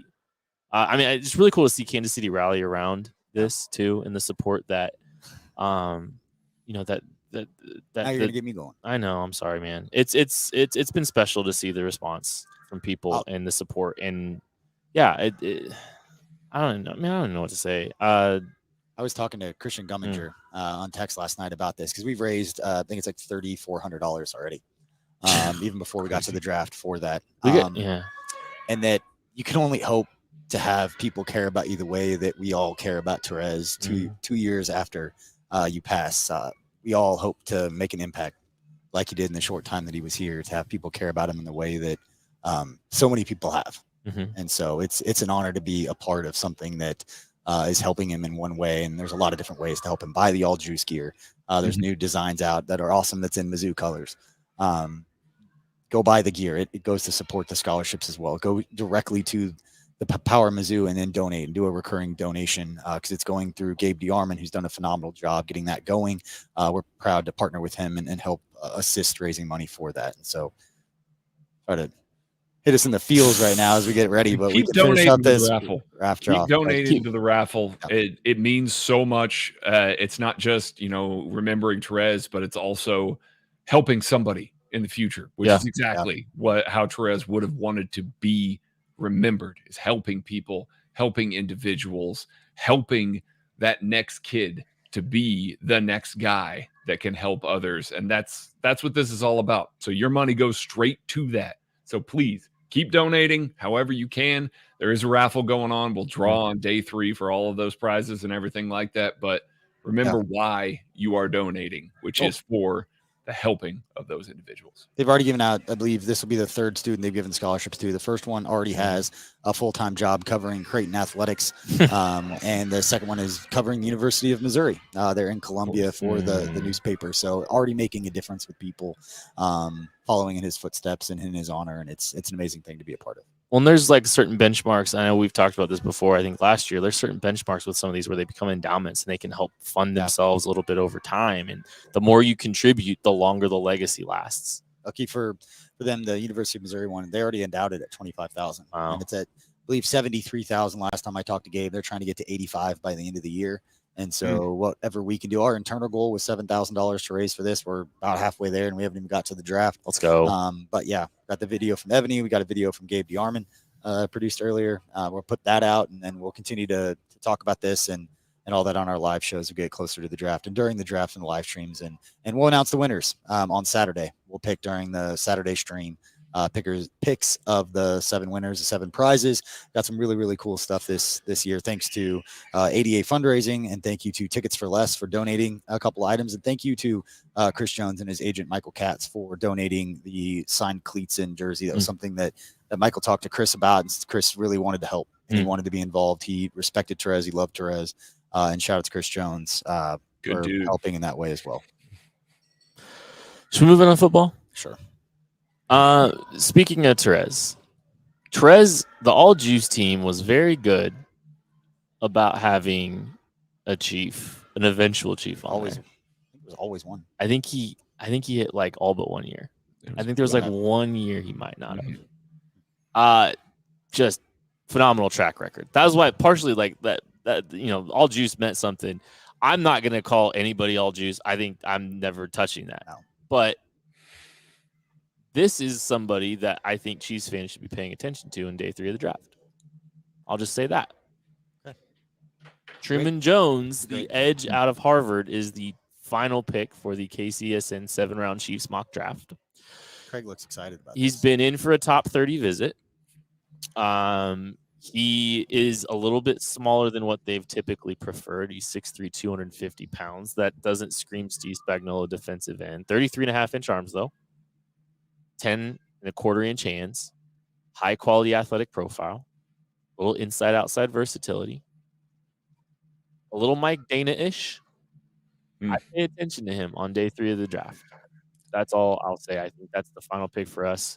I mean, high football IQ. This is the high football IQ draft, kind of like last year's was, and we saw how that worked out. Truman Jones has exceptional football IQ, and not just because he went to Harvard, like really good eye discipline. When you turn on the tape, he makes a lot of plays that other guys that are more athletic than him won't be making at this point in the draft, because he sets himself up for success by doing things right. Very Mike Dana-ish. I'm with Kent there. Has the ability to do some of the things that Dana does.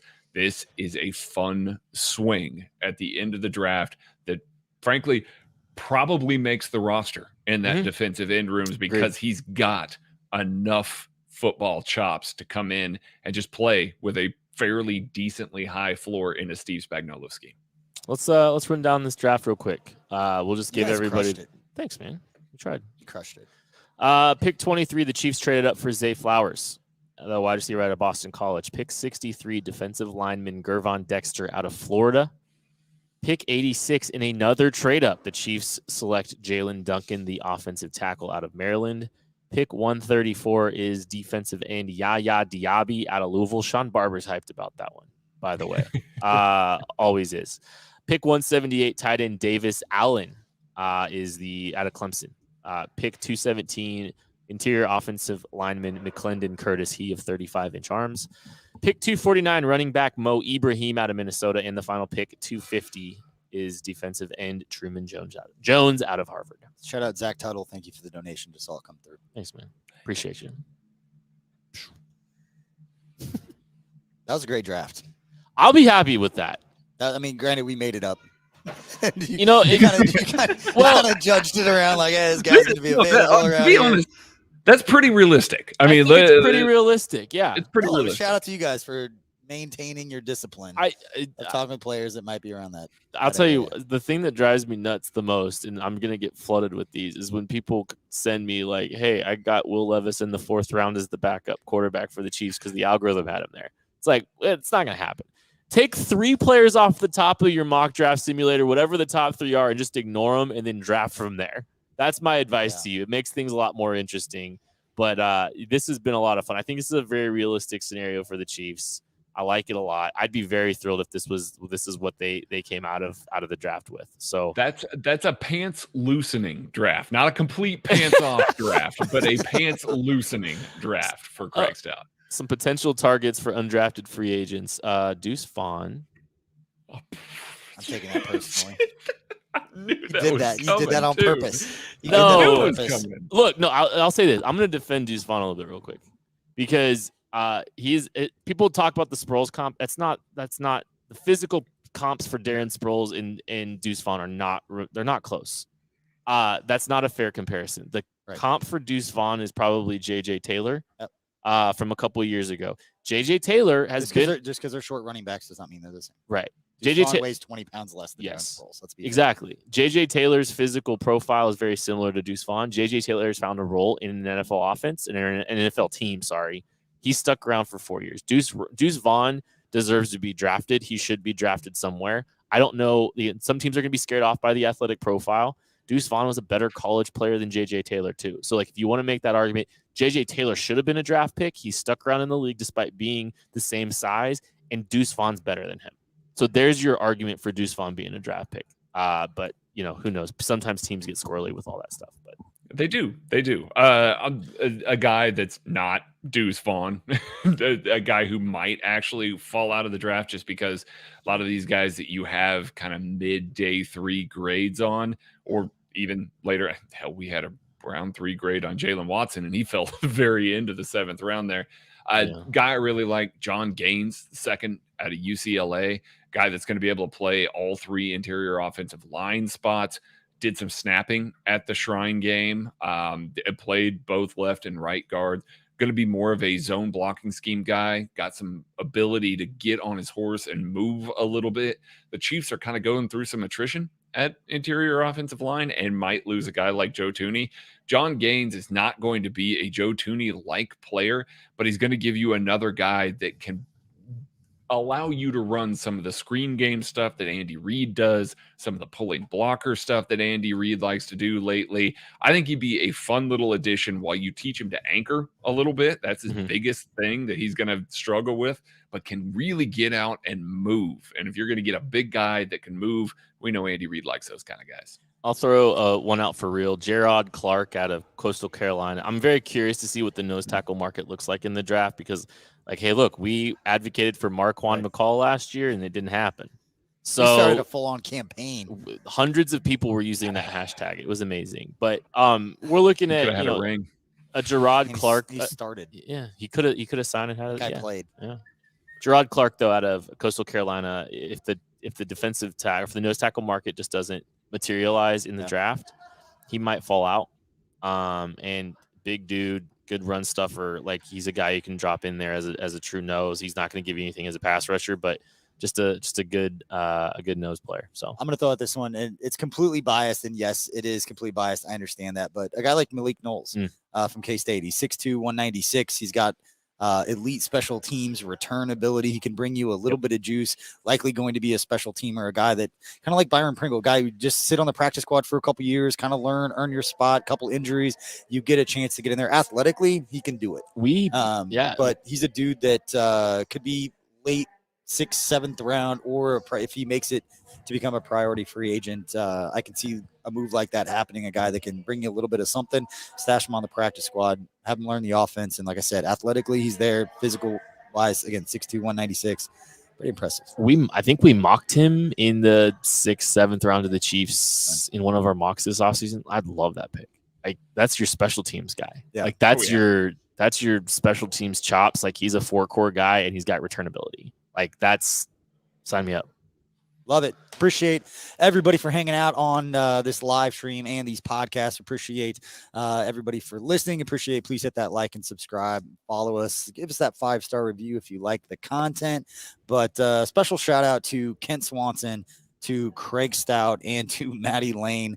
I think everybody listening or watching understands the amount of work that these guys put in. As somebody that's been around them and understanding how much work this has actually been for these guys, it's a blessing to work alongside these guys and to know how much pride they take in not just throwing stuff together, but really understanding what they're talking about and being able to compare players and the way they go about it. It's really easy to fake a lot of this stuff, and these guys, they put in the work day in and day out. And it's, like I said, it's a blessing to work alongside with them. Proud as hell to see all the work that they're doing. Clip that, Tucker. Thanks, buddy. Hollywood. You're great, BJ. You're so great, buddy. BJ is great. You guys are awesome. I get to do all the easy stuff. Yeah, that's what I'd classify your job as, Beach. You don't see it. That's okay. You guys are good at this. Oh, good job, Tucker. And a shout out to Tucker. Please, in the comment section, give a shout out and a special positive vibes towards Tucker. This man is Killing it. Bringing up B-roll all over the place. We've got about 120 videos right now of highlight videos of players and prospects. So make sure if you're watching on YouTube, hit that like and subscribe. Turn notifications on because we will be live streaming throughout the entire draft. And the goal is to have as many B-roll packages as possible. So on Saturday, when you draft a player and you've never heard of him, you can watch some highlights of that player while we're doing it. Whether it's a Chiefs pick or any pick, we'll have B-roll for as many guys as we possibly can. But again, if you're in the Kansas City area, you want to come down to P&L and hang out with us Thursday, Friday, Saturday, we will be there and we'll have some Miller Lite stuff to give away thanks to our partnership with them for our NFL draft content. And come hang out with us up at the distillery in Weston on Sunday. That'll begin at noon. Again, you can RSVP online. Got about 100 people, maybe a little less than 100 people RSVP'd right now. Some Chiefs legends that will be up there, some players that you grew up watching play, or if you're Tucker, probably not because they're all current players. Can't say that because he doesn't know any of these former guys. But his team was still better than yours. I was trying to end it so nicely, and you got to go there. I know. Appreciate all of you. We'll see you on Thursday. Oh.